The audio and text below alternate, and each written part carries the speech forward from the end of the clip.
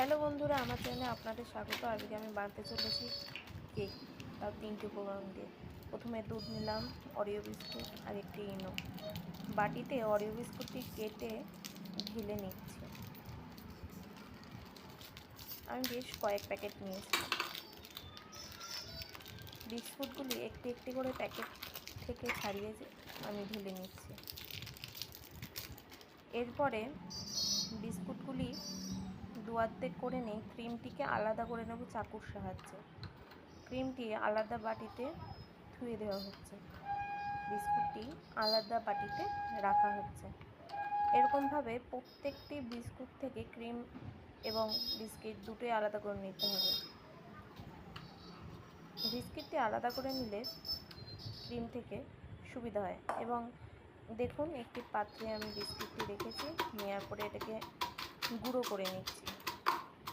আপনারা এটা মিক্সিতে গুঁড়ো করে নিতে পারেন, আমি এটা হামানদিস্তার সাহায্যে গুঁড়ো করে নিচ্ছি।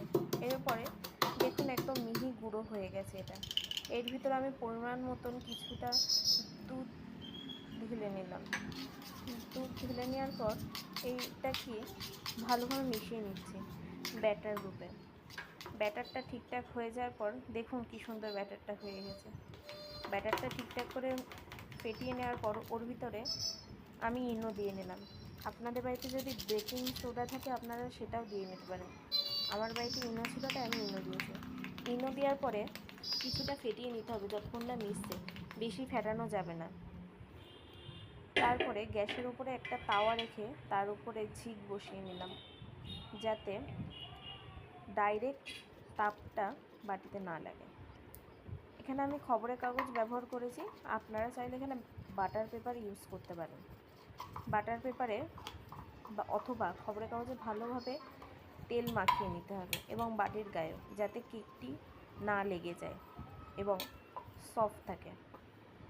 তারপরে ব্যাটারটাকে ওই তেল মাখানো বাটিতে ঢেলে নিলাম। ভালোভাবে ব্যাটারটিকে তেল মাখানো বাটিতে ঢেলে নিতে হবে। নেওয়ার পরে বাটিতে ব্যাটারটিকে ছড়িয়ে দিতে হবে।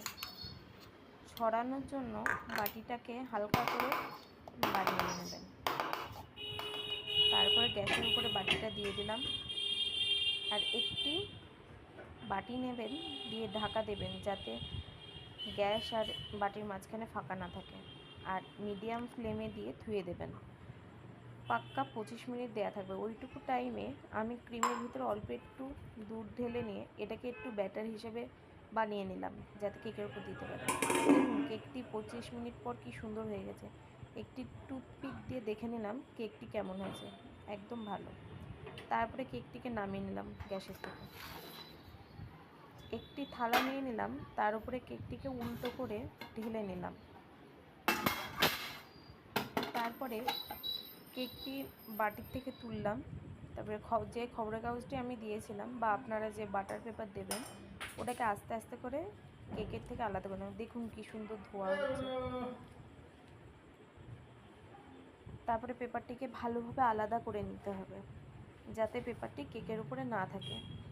আমার তেলটা একটু কম দেওয়ার কারণে পেপারটি লেগে রয়েছে, কিন্তু আপনারা একটু বেশি তেল দেবেন। আর এখানে যদি বাটার পেপার হয় আরোই ভালো হবে। আচ্ছা, এরপরে দেখুন কেকটি কি সুন্দর তুলতুলে নরম হয়ে গেছে। আমি চেপে দেখাচ্ছি হাত দিয়ে। যে ক্রিমের ব্যাটারটি করে রেখেছিলাম ওটা এখানে ঢেলে নেব, নিয়ে ভালোভাবে ব্যাটারটিকে লাগিয়ে দেবো কেকের উপরে। দেখুন কি সুন্দরভাবে ছড়িয়ে দেওয়া হচ্ছে কেকের উপরে। ব্যাটারটি পুরোটাই নিয়ে নিলাম, নিয়ে কেকের উপরে লাগিয়ে দিচ্ছি আস্তে আস্তে করে। বেশি তাড়াহুড়োয় কাজ করবেন না, তাহলে কেকটি ভেঙে যাওয়ার সম্ভাবনা থাকতে পারে। ভালোভাবে কেকটিকে মাখিয়ে নিতে হবে ব্যাটার দিয়ে। পুরো কেকটিকে আমি কভার করে ফেলছি ব্যাটারটি দিয়ে ক্রিমের। তারপর ডেকোরেশনের জন্য আমি এখানে ইউজ করেছি কিছু কিশমিশ এবং কিছুটা পরিমাণে কাজু, যাতে দেখতে সুন্দর লাগে। দেখুন, কাজু কিশমিশ দিয়ে আমি এই কেকটিকে সাজিয়ে নিচ্ছি। এরপরে কেকটিটা কিছুক্ষণ ফ্রিজে রাখার পরে বের করে দেখুন আমি কেকটিকে কাটছি। মিনিট 5 ফ্রিজে রাখলে হবে। এবং আমাদের 3টি উপকরণ নিয়ে কেকটি প্রস্তুত। ধন্যবাদ।